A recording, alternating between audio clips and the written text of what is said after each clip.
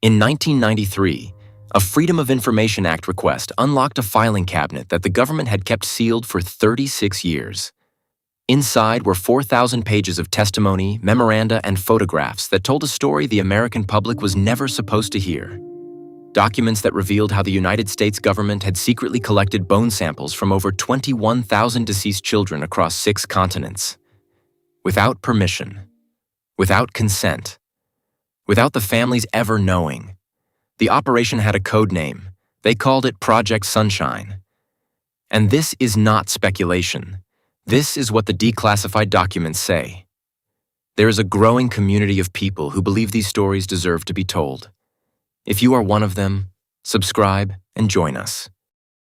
To understand how we got here, you have to go back to 1953. America was a different country then. Eisenhower had just taken office. The Korean War was ending. Suburbs were sprouting across the landscape like wildflowers after rain. And overhead, something unprecedented was happening in the atmosphere. The United States had been testing nuclear weapons in the Pacific for 6 years. The Soviet Union had detonated their first atomic bomb in '49. Britain followed in '52. By '53, radioactive fallout was circling the globe like an invisible plague. Scientists had a name for the most dangerous component: strontium-90, a radioactive isotope that mimics calcium in the human body. It settles in bones, it accumulates in teeth, and children absorb it faster than adults because their bones are still growing. The Atomic Energy Commission knew all this. What they did not know was how much strontium-90 was already in American children. How much was too much. Whether an entire generation was being slowly poisoned by the very weapons designed to protect them. They needed data. They needed bone samples. They needed to know how much radiation was building up in the bodies of American children. And they needed to know before the Soviets figured it out first. The Cold War was not just about missiles and spies. It was about information. About understanding the effects of atomic warfare better than your enemy. The problem was simple. You cannot get bone samples from living children. You need bones from the dead. On March 26, 1953, the Atomic Energy Commission held a classified meeting in Washington. Around the table sat some of the most brilliant scientific minds in America. Nobel Prize winners, university professors, government officials with the highest security clearances. The topic was radiation research. The urgency was national security. According to the meeting transcripts, Commissioner Willard Libby addressed the room. Libby was a Nobel laureate in chemistry, a respected scientist, a patriot who had worked on the Manhattan Project. What he said next would become the unofficial mission statement for one of the most disturbing secret programs in American history. Quote, "If anybody knows how to do a good job of body snatching, they will really be serving their country." End quote. Body snatching. Those were his exact words. Not tissue collection. Not medical research. Body snatching. The room went silent according to the transcripts. Then someone asked the practical question. How do we actually do this? How do we collect bone samples from deceased children without anyone finding out? Without the families knowing? Without the medical community asking questions? The answer came in the form of a new classified program. They gave it a code name designed to hide its true nature. Something cheerful. Something innocent. Something that would never raise suspicions if someone overheard it mentioned in a hallway. They called it Project Sunshine. The irony was intentional. What could sound more harmless than sunshine? What could be more American than optimism and light? It was the perfect cover for what they were planning. A systematic program to steal bones from dead children across the entire world. But that was only the beginning. Within months of that March meeting, Project Sunshine had built the most sophisticated tissue collection network in history. The operation spanned 6 continents, from Chicago to London, from Sydney to Stockholm. Everywhere that nuclear fallout had reached, which by 1953 was everywhere on Earth. The Atomic Energy Commission established contacts in hospitals, morgues, and funeral homes.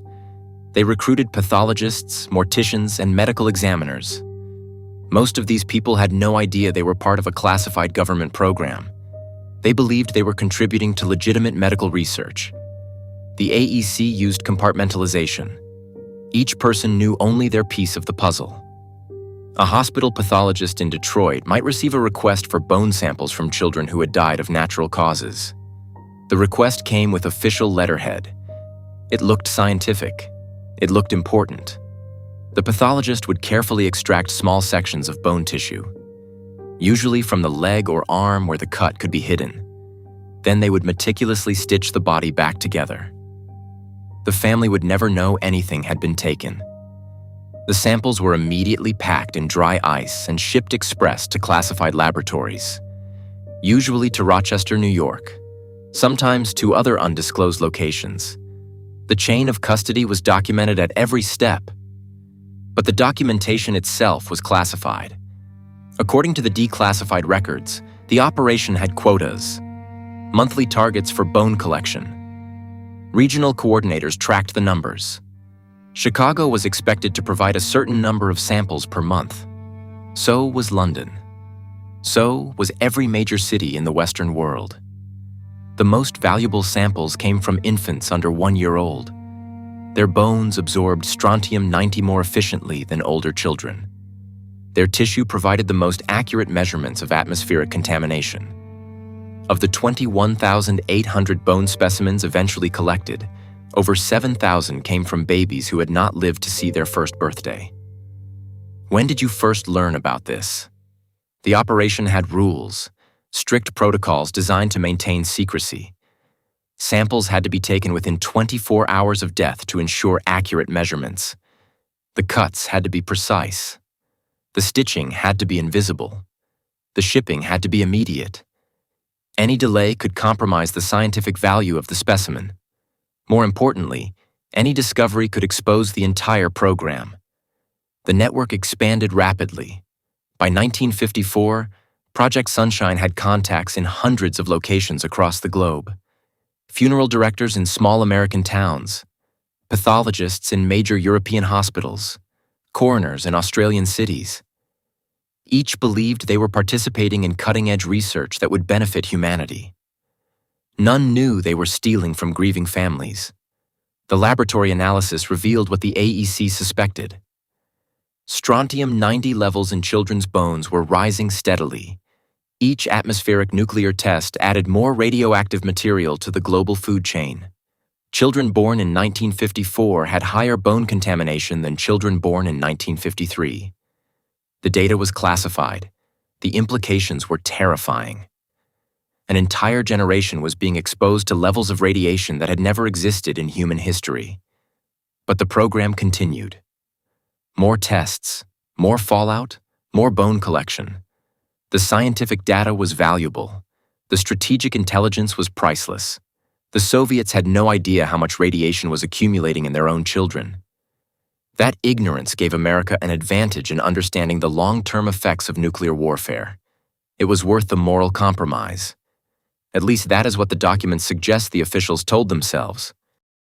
Behind every specimen number was a family, a mother and father who had lost their child, a grandmother clutching a funeral program, siblings too young to understand why their baby brother or sister was never coming home. The documents are careful to avoid names.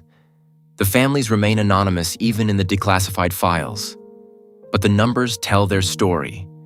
Specimen number 47, a 6-month-old girl from Minneapolis who died of pneumonia in January 1954. Her parents buried her on a cold Tuesday morning. They never knew that pieces of her bones had been carved out the night before and shipped to New York in a container of dry ice. Specimen number 112, a 2-week-old boy from London who died of complications from premature birth. His parents held a small service at their parish church. The funeral director had carefully removed sections of bone tissue before the burial. The family prayed over a body that had already been violated. Specimen number 893, a 4-month-old from Adelaide, Australia, born healthy, died of sudden infant death syndrome. Her parents planted a garden in her memory. They visited the grave every Sunday for years. They never learned that their daughter had become data in a classified government report. The documents reveal the careful deception required. Medical examiners had to time their extractions perfectly. After the autopsy, but before the family viewing, funeral directors had to coordinate with morticians to ensure the cosmetic work hid any evidence of additional cuts.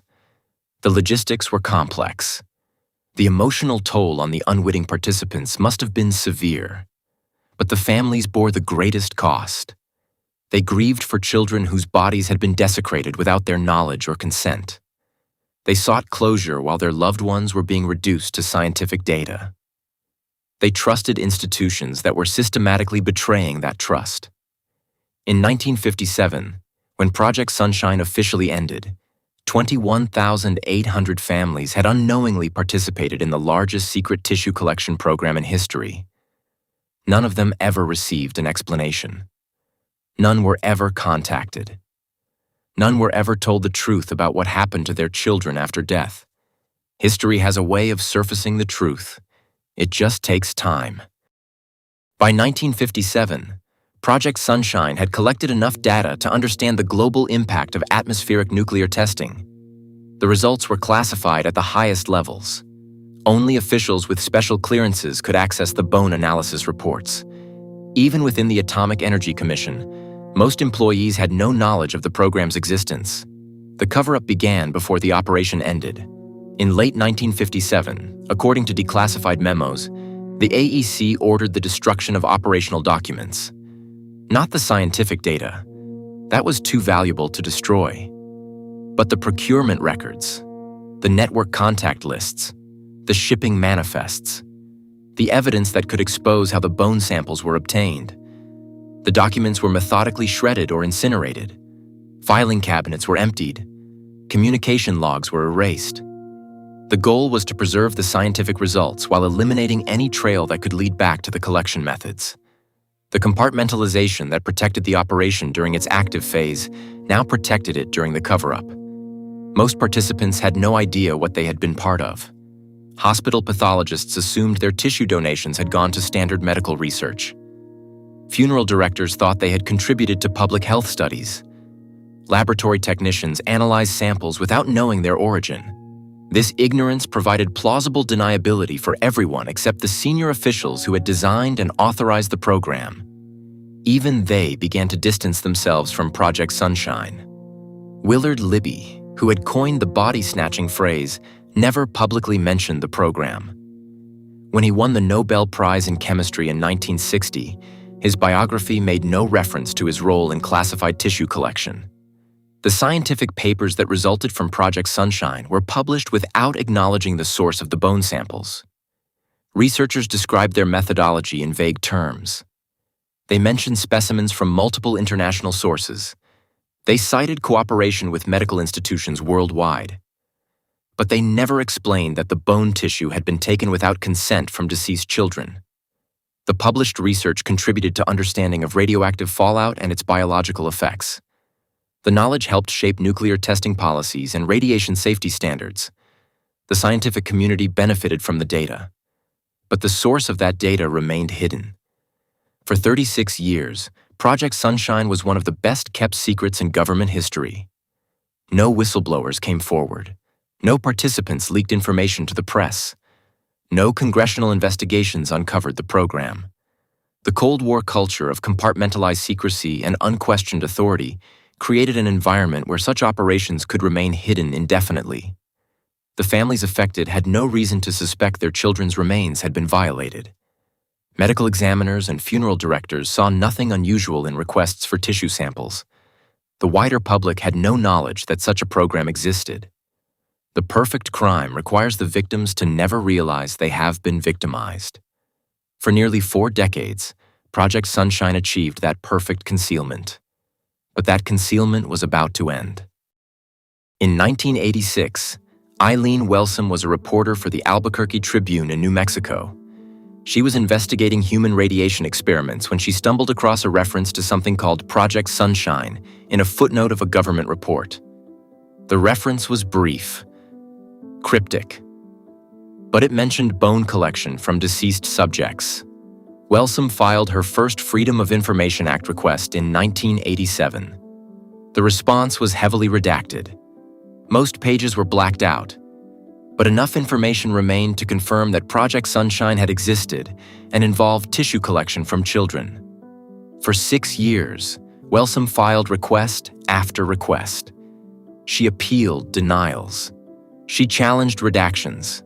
She worked with lawyers who specialized in government transparency. Slowly, grudgingly, the documents began to emerge. In 1993, she published the first exposé. The headline read, quote, "Secret nuclear research on people comes to light end." Quote, the article revealed the existence of Project Sunshine and its scope.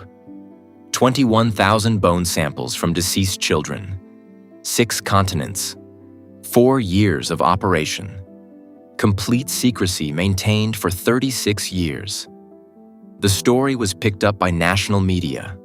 Congressional representatives demanded explanations. Atomic Energy Commission officials, most now retired, found themselves answering questions about decisions made decades earlier. Some claimed no knowledge of the bone collection methods. Others said they assumed proper consent had been obtained. A few defended the program as necessary for national security. President Clinton established the Advisory Committee on Human Radiation Experiments in 1994. The committee had broad authority to investigate all government-sponsored radiation research from the 1940s through the 1970s. Project Sunshine was a central focus of their investigation. For 18 months, the committee reviewed classified files, interviewed former officials, and analyzed thousands of documents. Their final report, released in October 1995, provided the most complete official account of Project Sunshine ever made public. The committee confirmed every major detail of Wellsome's reporting: the bone collection, the global network, the deliberate concealment from families, the systematic violation of consent. The report included Willard Libby's body-snatching comment in full. It published organizational charts showing the program's structure. It revealed the quotas and targets that had driven collection efforts. Most importantly, it acknowledged that Project Sunshine represented a fundamental violation of medical ethics and human dignity. The Advisory Committee released over 4,000 previously classified documents related to radiation experiments. Many dealt specifically with Project Sunshine. The paper trail that officials thought had been destroyed turned out to have multiple copies in various agencies and archives. The truth emerged despite decades of careful concealment. Follow the evidence. Not the narrative. The evidence. And that is not speculation. That is on the record. Despite the Advisory Committee's findings and the declassification of thousands of documents, no criminal charges were ever filed in connection with Project Sunshine. The statute of limitations had expired decades earlier. The officials who authorized the program were protected by the passage of time. Some had died. Others had retired quietly. A few expressed regret when contacted by reporters, but none faced legal consequences for their role in the systematic theft of human remains. The revelation of Project Sunshine contributed to major reforms in medical research ethics. Institutional review boards gained new authority to oversee human subjects research. Informed consent requirements were strengthened and clarified. Government oversight of classified medical programs was enhanced. These changes represented the program's most positive legacy. But questions remain. Thousands of Project Sunshine documents are still classified today. The names of collection sites, participating institutions, and individual coordinators remain redacted in the files. The full scope of the program may never be publicly known. More troubling is the continued silence toward the affected families. Despite official acknowledgement of Project Sunshine in 1995, the government has never attempted to identify or contact the families whose children's remains were secretly harvested. 21,800 bone samples. 21,800 families who lost children in the 1950s. Most of those parents are now dead themselves. But their surviving children, the siblings of the tissue donors, are still alive. They have never been told what happened to their brothers and sisters after death. The documents are clear on this point. Project Sunshine was not an aberration. It was a product of its time, an era when national security concerns override individual rights and medical ethics, when classified programs operated without meaningful oversight, when institutional authority was rarely questioned. The pattern is familiar. Whether in corporations, governments, or institutions, the same forces that enable necessary work can also enable the unthinkable. The challenge for any free society is maintaining that balance between security and transparency, between authority and accountability, between the needs of the state and the rights of the individual. Project Sunshine shows what happens when that balance breaks down, when institutions prioritize their mission over the people they are supposed to serve. The evidence speaks for itself. The documents tell their own story. And sometimes that is enough. If you found this story as compelling as I did, there are others like it in our Declassified series. Subscribe to join our growing community of people who believe these stories deserve to be told. And let me know in the comments, when did you first learn about Project Sunshine? I will see you in the next investigation.